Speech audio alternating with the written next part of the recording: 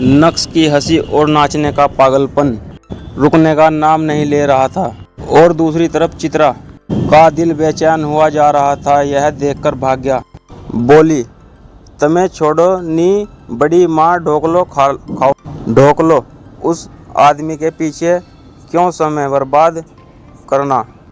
ना जाने नक्श के हाथ में क्या लग गया, लेकिन उसके दिन की शुरुआत तूफानी हो गई थी। भाई साहब अपने कमरे से बाहर आने का नाम नहीं ले रहे थे। सुबह से शाम हो गई, लेकिन रह रहकर नक्श का पागलपन अभी भी जावेरी खानदान के घर में सुनाई दे रहा था। वो अलग बात है कि अब उस पागलपन को सुनने वाला कोई नहीं था।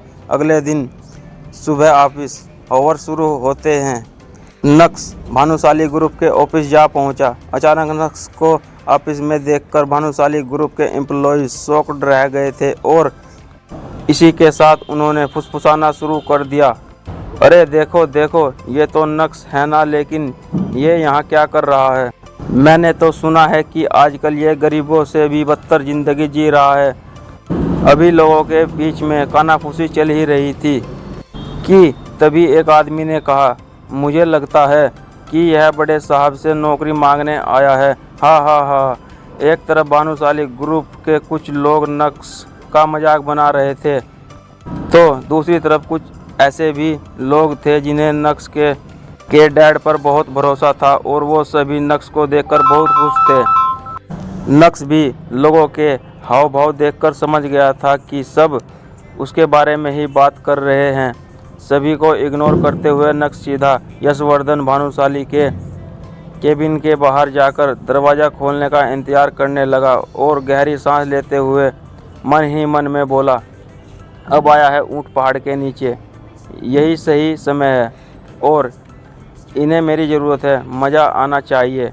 भले ही नक्श को केबिन के बाहर से अंदर का कुछ भी नहीं दिख रहा था, लेकिन केबिन में बैठे यशवर्धन को भी नक्श का बड़ी बेसब्री से इंतजार था। उन्होंने जैसे ही अपने केबिन पर किसी के आने की आहट सुनी, वो फौरन अपनी कुर्सी से उठकर केबिन के बाहर देखने की कोशिश करने लगे।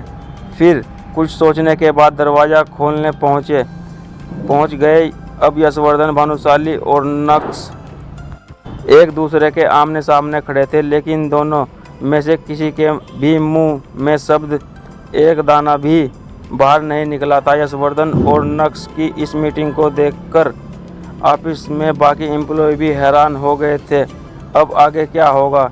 तभी यशवर्धन भानुशाली ने अपनी एक नज़र पूरे ऑफिस में घुमाई, जिसे देख सभी ने अपने चेहरे झुका लिए थे, लेकिन उनकी क्यूरियोसिटी शांत होने का नाम नहीं ले रही थी। यही वजह थी कि वो लोग फिर से चोरी छिपे उन दोनों को देखने लगे।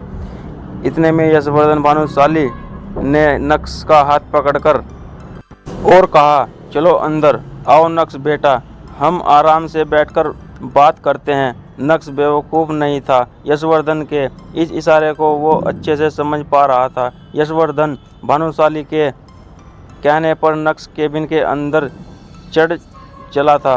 नक्श को कल तक चित्रा और अनिका के ताने सुन रहा था, वो आज भानुशाली ग्रुप के चेयरमैन के आलीशान केबिन में बैठा था। यशवर्धन भानुशाली ने जब नक्श को ध्यान से देखा तो उनकी आंखें भर आई और वो नक्श को निहारते हुए प्यार से बोले, नक्श बेटा कैसे हो तुम? क्या तुम्हें कभी मेरी याद नहीं आती? नक्श को यशवर्धन भानुशाली की भावुक बातों से कोई फर्क नहीं पड़ रहा था, क्योंकि उसे पता था कि ये सब एक दिखावा है। इसलिए वो बड़े ही सरल और सीधे अंदाज बोला, मेरे ख्याल से हम अब सीधा काम की बात पर आना चाहिए। ये सब बातें तो आप कल मुझे से कर ही ले चुके हैं मिस्टर भानुशाली।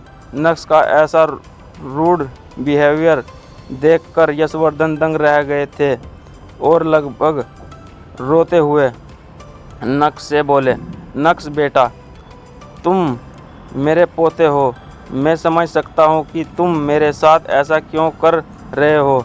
आखिर गलती मेरी ही है और मुझे अपनी गलती की सज़ा मिलनी भी चाहिए, लेकिन मैं बताना चाहता हूँ कि मैं अपनी एक गलती की सज़ा पिछले कुछ सालों से हर रोज़ भुगत रहा हूँ। नक्श पर यशवर्धन भानुशाली की इमोशनल बातों का जरा भी असर नहीं हुआ।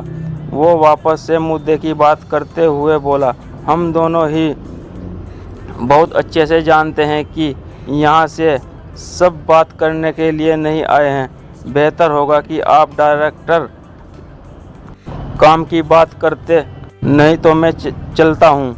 इतना कहते ही नक्श अपनी कुर्सी से उठकर जाने लगा कि तभी यशवर्धन ने उसका हाथ पकड़ लिया और हड़बड़ाते हुए बोले, नक्श बेटा प्लीज़ मत जाओ, भानुशाली ग्रुप को तुम्हारी ज़रूरत है, मुझे तुम्हारी ज़रूरत है। क्या तुम अपने दादा को माफ़ नहीं करेंगे? वैसे तो नक्श को बहुत गुस्सा आ रहा था, लेकिन उसके पास भी यही एक मौका था जहां वो खुद की जिल्लत भरी ज़िंदगी को बदल सकता था। यही सोचकर उसने अपने कदम पीछे लिए और चेयर पर जाकर बैठ गया। तभी यशवर्धन ने नक्श की ओर देखा और कहा, बेटा मैं जानता हूं कि आज से कुछ साल पहले मैंने तुम्हारे पापा के साथ कुछ ज़्यादा ही सख्ती दिखाई थी, लेकिन अब मैं अपनी गलती सुधारना चाहता हूं। तुम्हारे पापा ने जिस कंपनी को इतना बड़ा बनाने में अपना खून पसीना एक कर दिया, वो आज डूबने की कगार पर आकर खड़ी हो गई है। मीडिया वाले पहले ही बात का बतंगड़ बना चुके हैं, जिससे अब हमारे क्लाइंट्स भी जाने लगे हैं। नक्श ने अपने दादाजी को इतना लाचार और असहाय आज से पहले कभी नहीं देखा था। उनकी आंखों में आंसू देखकर उसे ये एहसास हो गया कि वो झूठ नहीं बोल रहे हैं, बल्कि उन्हें सच में उसकी ज़रूरत है। मगर नक्श भानुशाली ग्रुप के सीईओ दर्पण भानुशाली यानी अपने चाचा को बिल्कुल भी पसंद नहीं करता था। अपने दादाजी की बात सुनकर नक्श को उन पर दया आने लगी। तुरंत ही नक्श ने अपने दादाजी से कहा, अच्छा बताइए आप मुझसे क्या मदद चाहते हैं? यशवर्धन ने थोड़ा हिचकिचाते हुए नक्श से कहा, मैं चाहता हूँ कि तुम ये कंपनी ज्वाइन कर लो और अपने पापा की तरह ही इसे संभालो।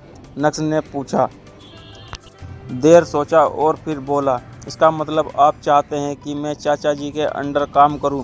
यशवर्धन ने धीरे से अपना सर हिलाते हुए कहा, हम। यशवर्धन की बात सुनकर नक्श मन ही मन सोच रहा था कि अगर उसे इस तरह किसी के अंडर में काम करने के लिए ही बुलाया था तो इससे अच्छा फ़ोन पर ही उसे सब कुछ बता देते। लेकिन नक्श ने कहा, आने का मकसद कुछ और ही था।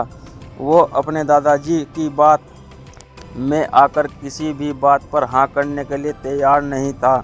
इसलिए नक्श ने सर उठाकर अपने दादाजी से कहा, दादाजी यहाँ बात कंपनी और उसके फ़ायदे की है, इसलिए रिश्ते नाते और पछतावा जैसे शब्द को हम जरा पीछे छोड़ दें तो बेहतर होगा। मैं आपकी परेशानी दूर करने के लिए तैयार हूँ, पर उसके बदले में आपको भी मेरे लिए कुछ ऐसा करना होगा जो मुझे खुशी दे सके, मेरा और मेरे डैड का खोया हुआ सम्मान लौटा सके। मैं आपसे ज़्यादा कुछ नहीं चाहता, बस समय समय पर आपको मेरी कुछ शर्तें पूरी करनी होगी और बदले में आपको मुझसे जो चाहिए वो मैं आपको देता हूँ।